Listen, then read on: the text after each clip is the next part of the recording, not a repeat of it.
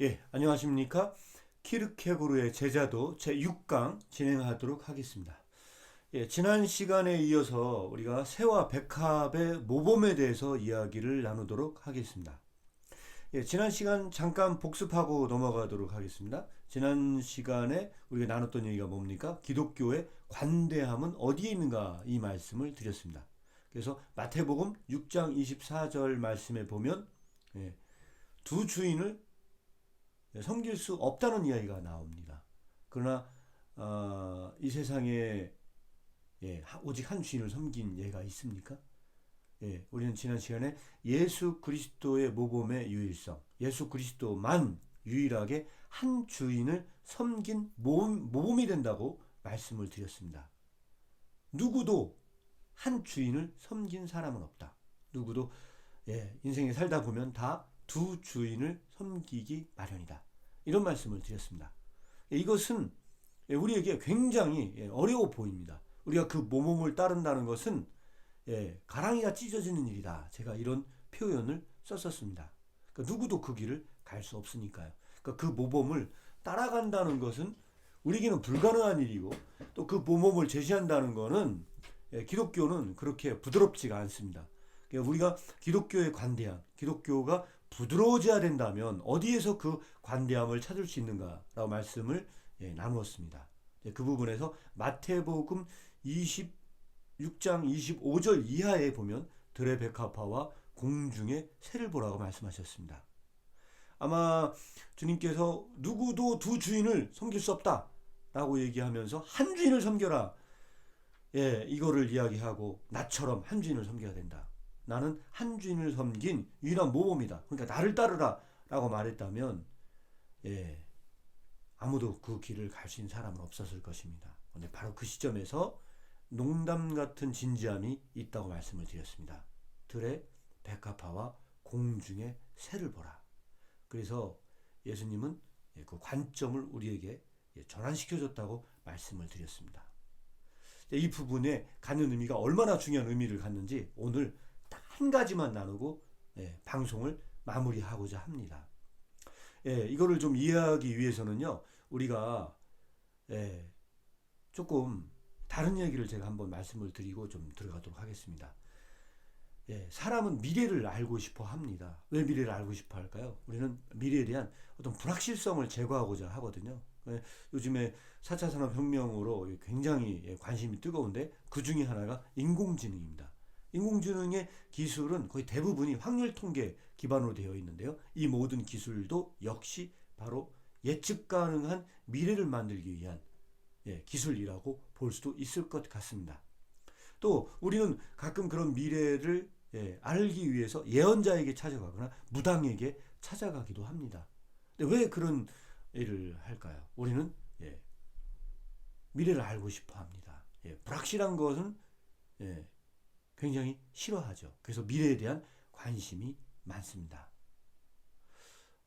이 지점에서 우리가 얘기를 나눈다면 조금 오늘 진행하는 얘기에 도움이 좀 될 것 같습니다. 어떤 사람이 만약에 그런 부분들에 대해서 예언 기도를 받고 싶어서 갔다고 한번 상상을 해보도록 하겠습니다. 근데 예언 기도를 받으러 갔더니 그 기도를 하셨던 분이 예를 들어서 어떤 죽음을 맞이할지를 이야기했다고 한번 상상해 보시기 바랍니다. 얼마나 끔찍한 죽임을 당할지. 앞으로 향후에 한 3년 후에 교통사고로 죽게 된다. 예를 들어서 이런 예언을 받았다고 한번 생각해 보시기 바랍니다. 차라리 이러한 지식은, 이런 괴물 같은 지식은 모르는 게 낫지 않을까요? 차라리 모르고 살다가 한 3년 후에 교통사고로 죽는 것이 낫지 않을런지. 미리 알았기 때문에, 그 괴물 같은 지식을 미리 알았기 때문에 그 사람은 3년 동안 괴로워서 제대로 살겠습니까? 아마 일반적인 사람이라면은 자기가 3년 후에 얼마나 끔찍한 죽음을 맞이할지 그걸 알았다면 과연 정말 기쁘게 살 수 있었을까요? 이 지점에서 한번 예수 그리스도를 생각해 보시기 바랍니다. 예수님은 나면서부터 운명을 아셨던 분이십니다. 나면서부터 그가 어떤 죽음을 맞이할지를 다 알았다면, 여러분이 만약에 그 입장이라고 한다면 여러분들은 그 길을 기쁘게 갈 수 있을 거라고 생각하십니까? 매일의 삶 속에 기쁘게 살 수 있겠습니까? 이 지점에서 들의 백합화와 공중의 새의 예를 한번 생각해 보시기 바랍니다. 들의 백합화가 피어 있습니다. 그러나 마태복음 6장 말씀에 보면은 들의 백합화는 어떻습니까? 들의 백합은 성경을 오늘 말씀을 읽어 드리면서 한번 말씀을 드리면 이렇습니다. 6장 한번 백합에 대한 이야기가 이렇게 나와 있습니다.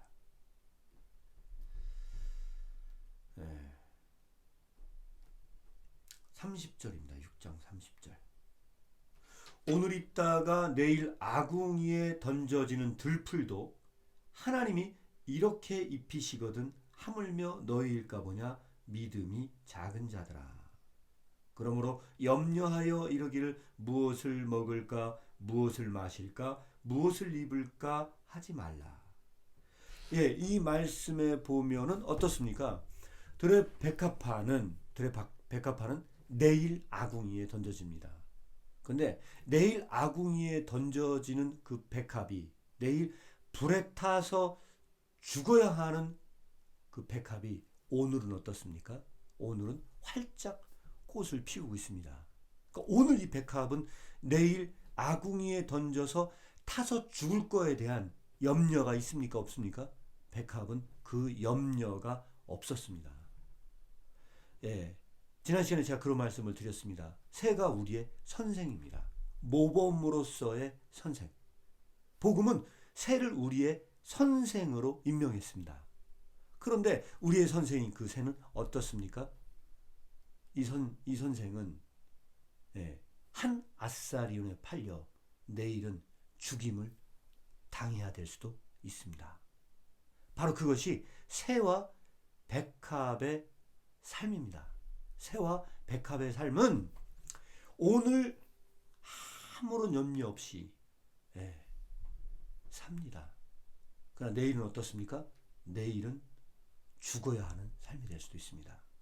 내일은 아궁이라고 하는 불에 던져져서 타서 죽어야 할지라도 내일에 대한 염려가 없습니다. 예수님은 어떨까요? 예수님은 나면서부터 그 운명을 아셨던 분께서 괴로워하면서 그 사역을 감당했다고 생각하십니까? 아니면 들의 백합화와 공중의 새처럼 사셨다고 생각하십니까? 여러분들은 예수님께서 어떻게 사셨다고 생각하십니까? 자, 저 들의 백합화와 공중의 새를 봐봐 라고 말씀하셨던 예수님은 삶에 대한 괴로움으로 그런 말씀을 하셨을까요? 만약 여러분들이 그렇게 생각하지 않는다면 저 오늘 여러분들에게 분명히 말씀드릴 수 있습니다. 새와 백합화처럼 사신 분이 예수 그리스도십니다. 그분께서는 어마어마한 그런 고난의 길 중에서도 고난의 삶 중에서도 새와 백합화처럼 사신 분이십니다. 여러분들도 그렇게 믿으십니까? 이런 의미에서 새와 백합은 우리의 모범이십니다. 우리의 모범이 되고 우린 새와 백합을 통해서 배울 수가 있습니다. 조금 더 어려운 얘기를 하나 하고 마무리하고자 합니다. 스스로 판단하라 155쪽이 사실 내용이 조금 어렵습니다. 물론 이 책 전체가 내용이 좀 어려운 편이지만 특히 그냥 넘어가면은 이게 무슨 말인지를 알 수 없는 내용이 나와 있습니다. 요거를 간단히 소개하고 마무리하고자 합니다. 삶에 대한 얼마나 대단한 기술인가. 이것은 예수님의 기술을 이야기합니다. 사람은 주인을 존경함과 동시에 대체로 두려워 떤다. 대체로 그렇다. 그것은 정말로 생사의 문제이기 때문이다. 대체로 두려워 떤다. 그러나 주인의 기술이 대단하기에 사람은 조금의 떨림조차 눈치채지 못한다. 대단한 예술가가 되기 위한 얼마나 감사 없는 일인가?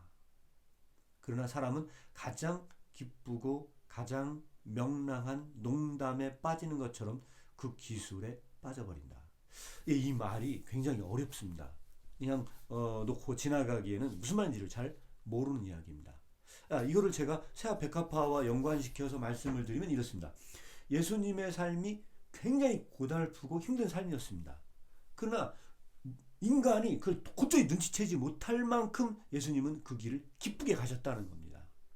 네. 들의 백합화와 공중의 새가 내일 아궁이에 던져져서 불에 타 죽거나 내일 하나사륜에 팔려서 그의 인생이 망가지더라도 오늘 하루는 기쁘게 산 것처럼 예수 그리스도의 삶이 하나도 그런 고난을 지고 가지 않은 것처럼 보였기 때문에 예수 그리스도에 대해서 결국은 감사할 수도 없는, 인간이 감사할 수도 없는 그런 삶이었다는 겁니다.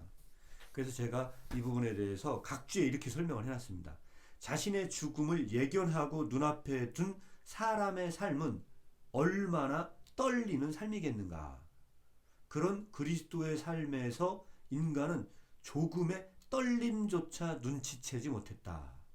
인간의 이성으로 이 떨림을 눈치챘더라면 인간은 그리스도께 감사할 수 있었을 텐데. 여러분은 어떻게 좀 제가 전달하려고 하는 메시지가 좀 이해가 되십니까? 예수 그리스도는 어떤 삶을 사신 것 같습니까? 그 괴롭고 힘들다고 해서 괴롭고 힘들게 그 삶을 영위했을까요? 이 부분을 통해서 우리는 확신할 수 있는 것은 딱 한 가지입니다.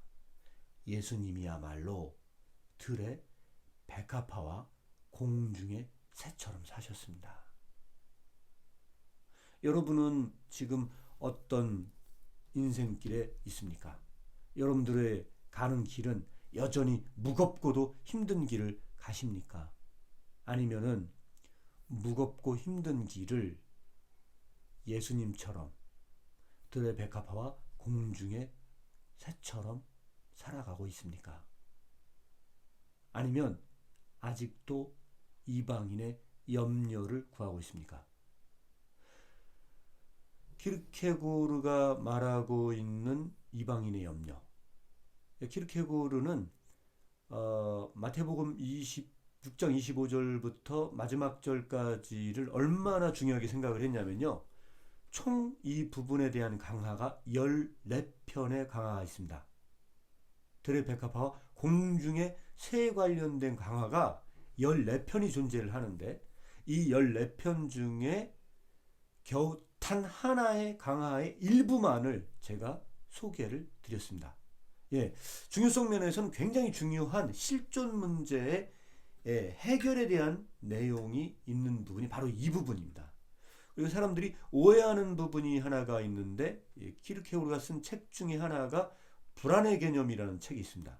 근데 이 불안의 개념도 엄밀하게 얘기하면 염려의 개념입니다. anxiety인데 이 영어로 anxiety인데 이거는 이 마태복음 6장 25절 이후와 연관시키지 않는 한은 해석이 불가능하다고 저는 생각을 합니다.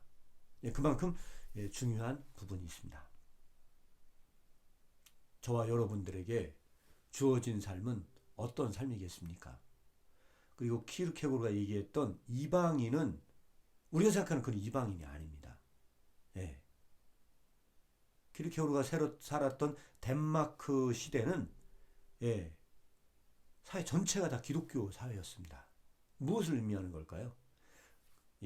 거기서 얘기하는 이방인은 그리스도인이지만 여전히 이방인으로서 사는 사람을 이야기합니다. 다시 말해 그리스도 기독교 세계 안에 있는 이방인을 이야기합니다. 여러분은 어떤 사람입니까? 여전히 예수 그리스도를 믿는다고 말하면서 이방인은 아닌지요? 신중하게 생각해 보시기 바랍니다. 다음 시간 이어서 들의 백합화와 공중의 새에 대한 모범이 우리에게 무엇을 의미하는지 조금 더 이야기를 나눈 다음으로 넘어가도록 하겠습니다. 이상 6강 키르케고르의 제자도를 마치겠습니다.